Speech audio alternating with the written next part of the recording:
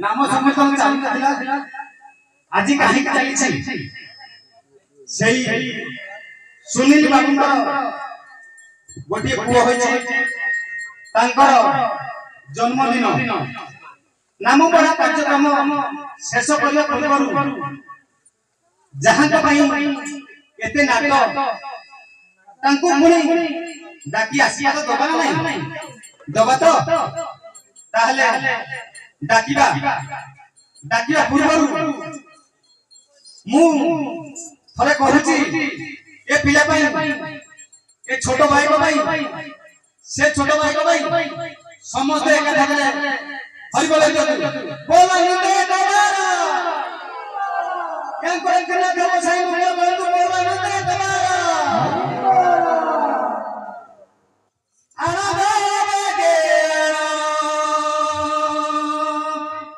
बाबा डाकिया रेडी तो आना बाबा है तो मो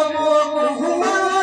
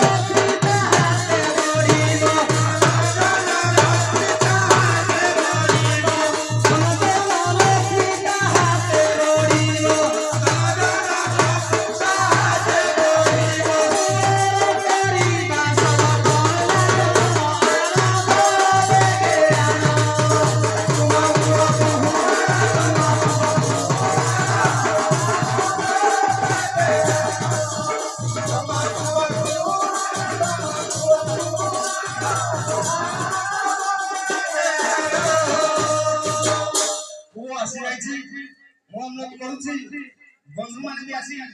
वो पाखे बसंतु आ ता परे सुबल सार को कहूची अनुरोध करूची सुबल सार आसी को आशीर्वाद दियंतु